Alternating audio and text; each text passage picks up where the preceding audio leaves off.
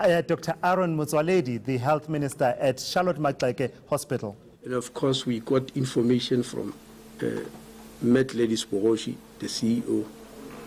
But I also got a thorough briefing from the head of the pharmacy section of the hospital, explaining in gory details what has happened.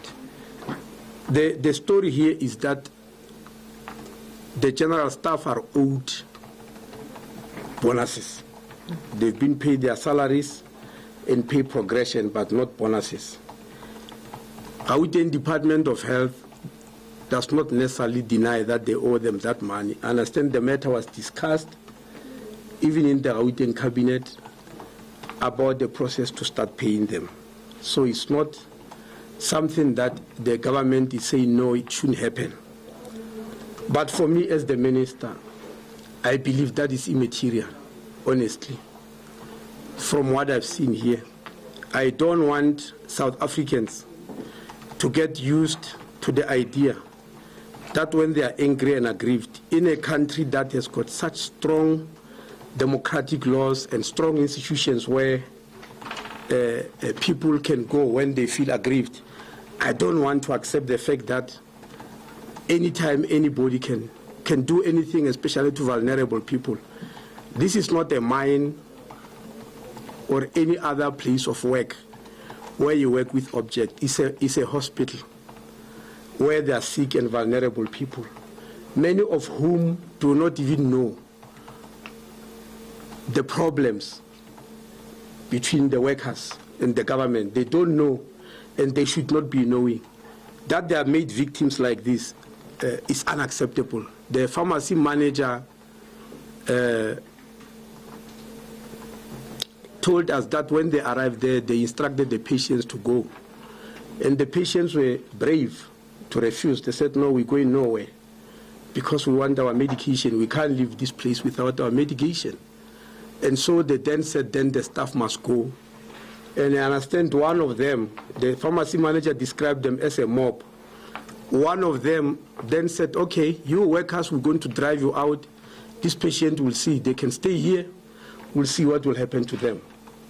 Now, that's not a behavior that we expect from human beings who are aggrieved, especially those who might be having justifiable grievances, as we have heard some in the media saying, but the grievances are justifiable. I'm here to inform you, no matter how justifiable your grievances are, you don't do that to sick people. Because then they went to theater and they took all the theater masks and covered themselves. In other words, they were painfully aware that what they were doing in theater is wrong. Because if you think your grievances are justified, you don't hide yourself.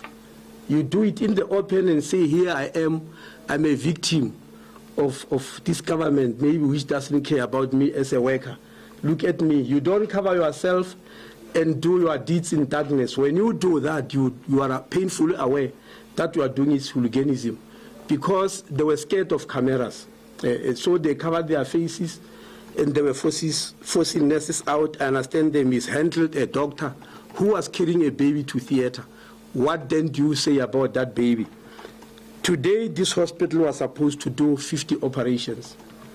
Unfortunately, they could only perform 19. All the other 31, they couldn't go on with them because of that thrashing in theater, where they came in and thrashed the theater and all that. What disappointed me the most was when the pharmacy manager informed us that the police arrived and they were just sitting there and watching as she was trying to negotiate with her. She kept on using the word mob, and I agree with her. She said, I tried to speak to the mob to understand that these are patients. They are not part of whatever. They haven't done anything. They're just innocent human beings. Now, I saw CNBC carrying a placard, which they obtained, I think, on the floor. Somebody from CNBS carrying it, which talks about the Guptas, that money has been taken by the Guptas. And I want to put it up front. This hospital has got nothing to do with the Guptas. The patients have got nothing to do with the Guptas. if the Guptas took anybody's money, those patients are also losers because they are citizens in South Africa. Some are taxpayers. How then do you come and punish them? If that is what I saw on the poster, that's one of the grievances. So all I'm saying is completely unacceptable. I regard this act here not as an act of labor, but an act of pure hooliganism. Because labor laws are there in the country and every worker should know. The CEO tells me that when this thing started, she called the shop stewards and asked them what's going on. And the shop stewards say they don't know. They said, give us time to go and find out. We don't know.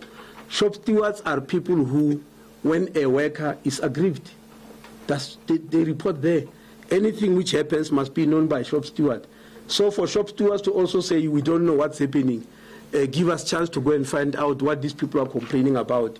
It simply shows that they've really crossed the line. And as far as I'm concerned, MEC, whatever information you can have to get people arrested, they must be arrested. And let me make it very clear. I will get very scared, very, very scared as a minister, if I could find a person working here as a cleaner or a general worker or whatever, who has got the audacity to get into theater and stop people from performing operation. That person is a murderer. And how we can't have a murderer in our midst. Because while we sleep here during the night, what if that person loses it and go on? I mean, they are very sensitive machinery here. Theater has got very sensitive machineries. People who are sick, who must be done operations, whose list I'm having here. You know, where are they now? The pharmacy manager was so determined that she refused to go.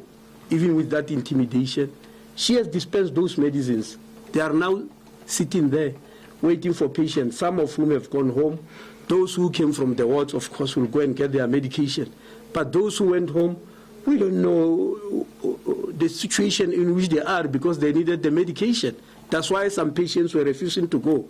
Because you can imagine when you come here to hospital, you are not coming here for a picnic. You are sick. You feel pain and you really want help. Just to go home without medication because somebody is angry that they are being owed a bonus. We can't allow that in a civilized society because then we are losing our characterization as human beings. Human beings should not behave like that way. I told CNBSC during the day, that when I arrived in the Department of Education in Limpopo in 2004, when I went to education, I found that workers are owed a total of 500 million rand, starting from 2001. Because I discovered that the department, every time there were national agreements about pay progressions, about general agreements where people have to be paid, they never did it. They just said there's no money, which was wrong. I sat with workers, school principals, teachers, we outlined how they are going to be paid. None of them thrashed any school, not to mention a hospital. They understood. So they are not the first people ever to be owed money. And I don't think any one of us here has never been owed money in one or the other by our employers. But you don't destroy human beings, especially sick people in theater, people who are coming to collect their medication, people who have got chronic or acute illness. You don't do that. So I don't accept the fact that people had genuine grievances and they were supposed to have done what they've done. If we accept that as a society, then we can kiss civilization goodbye. Thank you very much. Thank you, Minister. Let me see. I think the Minister has really covered us. Our responsibility, if maybe I could also say good evening to you, our responsibility is to ensure that this institution cares for the sick and also that we provide an enabling environment for health workers to care for the sick. And I just want to thank all the healthcare workers. The majority were at work. And even in casualty, where doctors, nurses were intimidated, they didn't stop attending to patients. They moved from patients from one area to the other. they looked at ways and means of caring for those patients. Even in theatre, as we come from theatre now, the doctors themselves cleaned the trash that was in theatre with the nurses that were there and the few cleaners that also were there. They themselves cleaned up and continued to save lives. And those are our heroes. And I've assured all those that we've spoken to, including the account that we were given by our pharmacist and all others, that it is not true that we do not care for our workers. The people who decided to trash this hospital, to put patients and staff's lives at risk, they know very well that tomorrow there is a meeting, a multilateral, that will continue engaging on some of the issues that they've tabled. And even if they are not happy with the outcome there, our Constitution protects all rights, including the rights of workers. There are other ways and means of dealing with the matter. But we have given a commitment that we will find a way of dealing with the outstanding bonuses, which indeed there was at that time no funds to meet that commitment or obligation. But as the minister have said, people have been paid their salaries, people have those that qualified were awarded the pay progression, which is promotion, as part and parcel of making sure that we say to our workers, we are a caring government, and we know that they are doing a job that is on a day-to-day basis, saving lives, caring for the sick, and that they are our heroes and heroines. So I agree with the minister that we cannot justify this action of trashing a hospital under any circumstances. And that, those that have done this, and this is the second time, it means that they are determined, and it means that they are not people who can be trusted to work with patients and the vulnerable people. And for me, this is another life as demand unfolding. And I hope that all of us as a society will stand up and say, not whilst we watch. I'm also echoing the minister's disappointment with the support that we've received from the police, despite the fact that there is a court order to protect the rest. It's a small group. It's not everybody. It's a small group, and everybody else knows that we are doing everything possible to ensure that we meet our obligations to employees. Under difficult circumstances, under constrained finances, we would like to work with our health workers to continue providing patient-centered health services.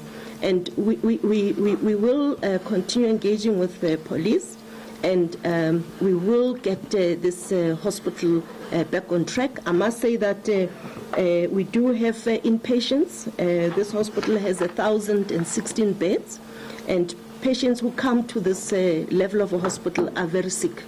They've been referred from lower hospitals, and some come from other provinces. And daily, there are about 52 outpatients that are running. Some of them were disturbed with the unrest. And many of these patients also come from other provinces as well, because this is a central hospital, it's a referral hospital. And our pharmacy sees more than 100 patients as well, well, 800 to 1,000 patients. And we have 33 theaters and 2 emergency theaters as well.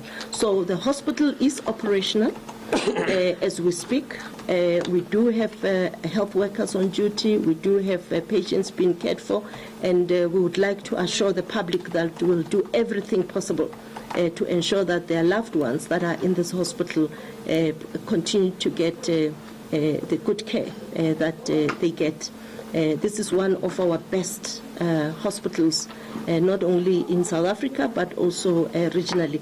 and it trains not only public doctors and nurses and health professionals, it also trains health professionals that work as well in the private sector as we speak. So it's one of the national prides. It's an asset to our nation. And we really hope that the justice will be meted against those that have really that are hell-bent to put patients' lives at risk at this stage. Thank you. Thank you very much, MEC. Colleagues, we will now engage our Q&A session. We'll just go the normal route of I don't know what happened to names and the media house coming from. Did I leave it in the office or what? Okay. Nicholas, your notebook. First up, can you go and check my notebook? I don't know where it is. In the CEO's office or in the boardroom over there. It's written FCTC about tobacco. Yes. Yes.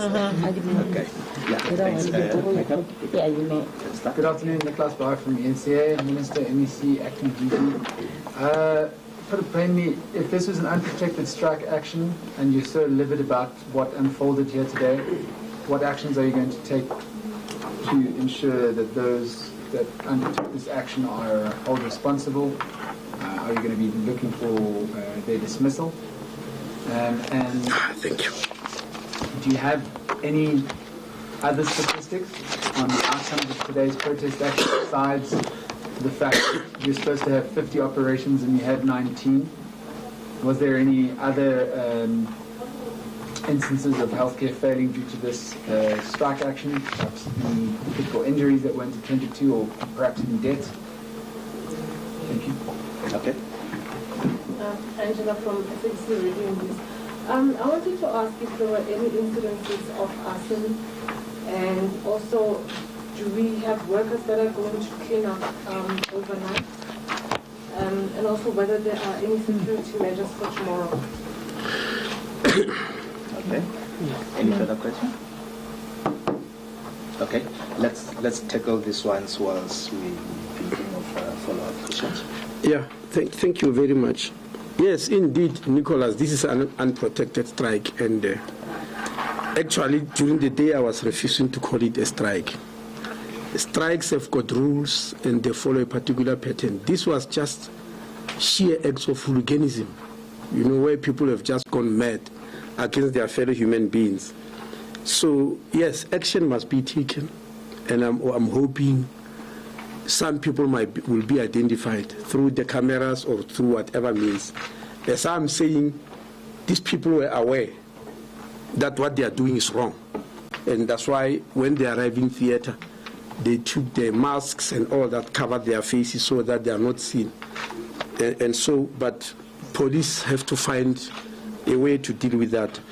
The issue of arson, yes, they did ban especially they didn't burn any property, but they put tires where the ambulances are moving to make sure that no ambulances come through or no ambulance can leave. In other ways, they were wrecking the whole emergency medical services. They were rendering them useless by burning those. So the issue of cleaning, yes, it has to be clean, but I can't give you information about our strategies, because the media are broadcasting there and you are talking to people we no longer know what part of them is left as humanity. We don't know.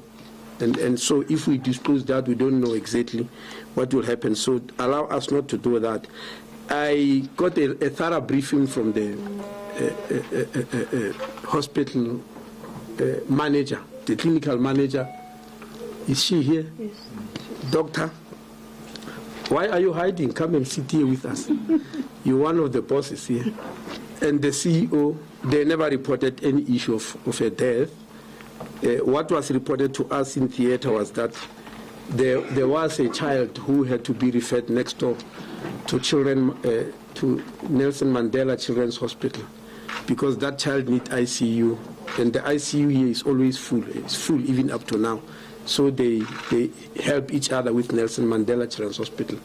Because they blocked the area of ambulances, so the ambulance could not come in to fetch the baby. But eventually, she has been taken away. When I arrived in theater, they said they are making arrangements. So it was just a delay of sending the child to ICU, but they did their best here, as Dr. Ramogopa is saying, to keep the baby in theater and make sure that nothing goes wrong. So it was just luck. It's not that it's something they were not planning. It was just sheer luck. Because when they were sending people out of theater, they don't know who was being operated and what operation was being done. When they refused people medication, even as I'm sitting here, Nicholas, I can't tell what happened to a person who needed particular medication. So the fact that somebody might not have died is not because they were caring. They were making sure that they conduct their operation without a death. It's not that. What they were doing was extremely reckless, and it will remain reckless, even if there could not have been a loss of life. But anyway, doctor, there was no loss of life because of where you say they stopped this and somebody died. We don't know about that, isn't it? No. Yeah, okay.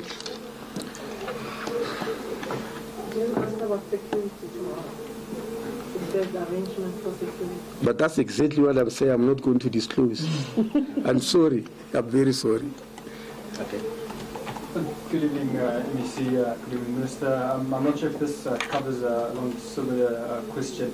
What is your office going to be doing to ensure that events like this don't happen tomorrow or over the weekend?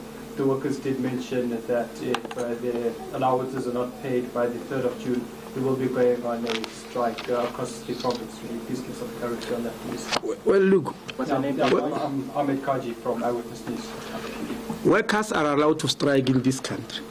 The labor laws allow that. And there have been lots of strikes of people in private sector and the public sector. The country knows that, and there are rules to control, I mean, to guide that. What I'm against is what happened here, where people engage in acts of hooliganism. I won't call that a strike. I did hear on 4 o'clock news say somebody over the radio saying is representing workers, and yes, tomorrow they are aware that they've got a meeting. That meeting, from what Dr. Ramogopa told me, is a long-standing meeting. They agreed to meet tomorrow. And so if they knew that there was a meeting tomorrow, what could have triggered today? You know, so he said if tomorrow they are not satisfied, they'll go on a full-blown strike. And I'm saying workers have got the right to strike and protest, but they must do it within the realms of the law. The hooliganism won't be accepted. And so I will discuss personally with the Minister of Police, you know, about this situation, because I really believe some people must be arrested. I don't want it to become a pattern in South Africa where people believe if I'm aggrieved, I can just kill the person next door. I can, you know. I'm sure I won't be exaggerating to say many of us here, in one way or the other, we should be owing somebody a debt that is long overdue. I do know I owe a lot of people, and I would like them to come and kill me simply because I owe them something. Yes, I would like that, because that's not how human being lives. That's not how we live in a civilized society. So I don't accept that, regardless of whatever outcome it is, you know. Okay. Thank you. Minister, how do you break that culture, though? In many ways, the government's given people what they want when they protest. And in all fairness and with all due respect, as far as I understand, there's a tacit agreement to give them this bonus now. Yes. So it's not based on the hooliganism. No, I understand that, MEC, and I understand that, Minister. And I'm not trying to be rude or anything like that. I'm just wondering, how do you deal with that issue without, in some way, promoting this behavior, because they've gone on this unprotected strike and they now have what they want.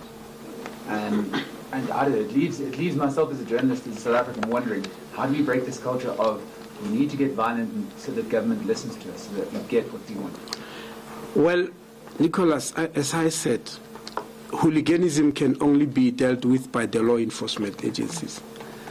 But this afternoon, I phoned Professor Majola in the Human Rights Commission and discussed the matter before coming here, just because of what I was told. And I found that he said no, they were already considering this matter, that he wants to call a big indaba with the state and unions that people must be aware that when they are aggrieved or they go on strike, other people have got rights too, which must not be trampled upon. Members of the public, patients, etc. They've got their own rights. It's not only workers who've got rights in this country. So I encouraged him that we need to map a way forward and say, when a worker behaves like that because they believe, you know, that's why I don't want to elevate this issue of grievances and owing money. You know, tonight you heard me, I'm elevating this issue of thrashing, threatening people's lives and all that. Because the issue of owing somebody money, it will always happen. As long as we are living as human beings, there will always be somebody owing another person something. And we can't rise up against each other like as if we are animals. I think even animals do protect the young and the sick. They do that definitely. So anybody who does that, should we still call them a worker with rights? No, they can't be having. And that's why I'm saying I am going to discuss personally with the Minister of Police that this type of thing and this type of hooliganism need to stop, because if it doesn't stop, none of us is safe. You know, what will happen if tomorrow we find somebody having shot you and he said, no, he owed me money. It's long overdue, and I was very angry and I could no longer tolerate that and all that. Then we will soon lose our humanity. The democracy will be meaningless to us. So I do agree with you, Nicholas, when you say, how are we going to break this culture? We need to find a way to break it as a country. It's not something that can be broken by one department. So I'll be looking forward for when the government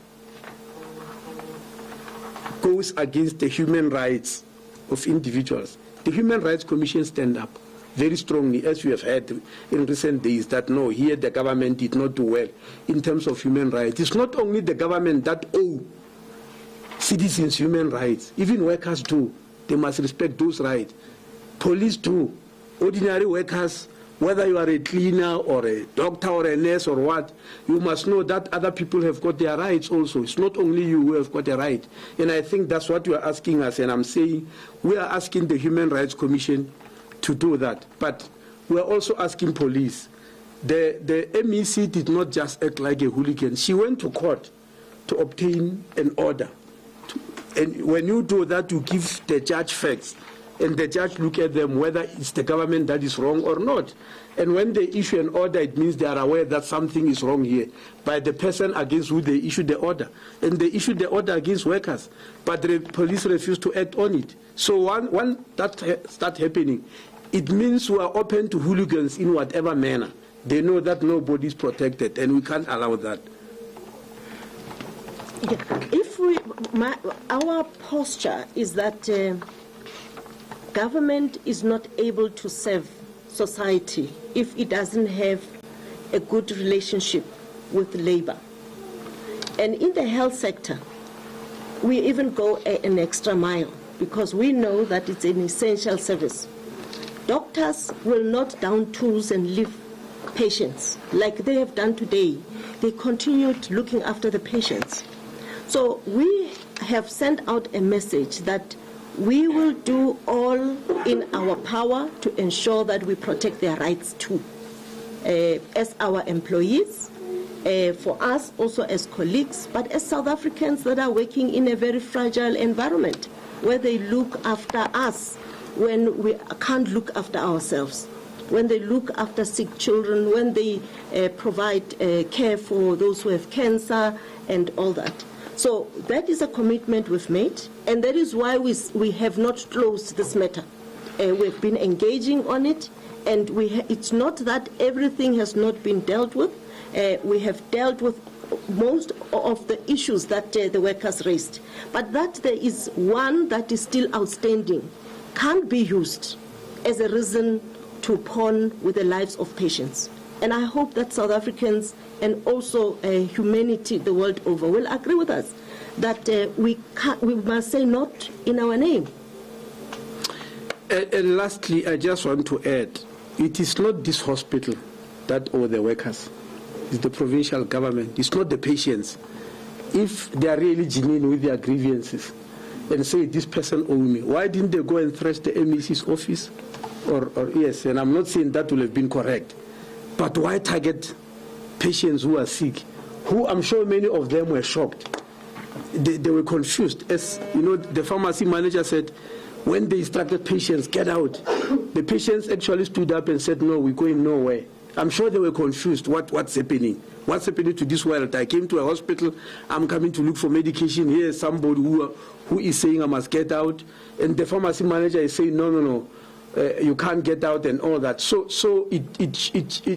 that's why I'm not sympathetic at all to whatever grievance. I'm not, and I can write, you can write it down. I'm not sympathetic, because human beings who are aggrieved, who are victims, should not victimize the others and act this way. Babies, children, pregnant women, people with cancer. I mean, what type of human beings are those? You know, so whatever way the province deals with the matter today, it's not an issue I want to entertain. All I'm saying is all of us are human beings. Wherever we feel aggrieved and we feel something is wrong, there are legal channels and civilized channels to deal with that. Even during the apartheid era, where people never had recourse, we never used to do this. I worked as a doctor during the apartheid era. There are lots of things that made me angry, but I will never do something like this. Even in 1976, when kids of my age were angry in Soweto, that's my age group, 1976, you must remember that nurses were respected. Even when they say Azikwelo, you can't get into a train, when you come wearing white things, they know this person is important. We can't touch them. And even over the world, even where bandits are fighting, if the Red Cross come and put a flag there, people tend to, you know, I know that when it's tough in the Middle East, they do bomb hospitals, but it's something that doesn't, usually happen all over the world when people are angry, even during war. So what type of grievance it is that I'm being owed by my bonus money and everybody else must die? Surely we can't accept that as society. And that's why I insist that I'm going to get police to look for these people and charge them. I personally, as a minister, would like to sit and sleep at night knowing that very well that there's a human being who's working in a hospital, who's capable of the things I've seen here today. Why should we trust such human beings?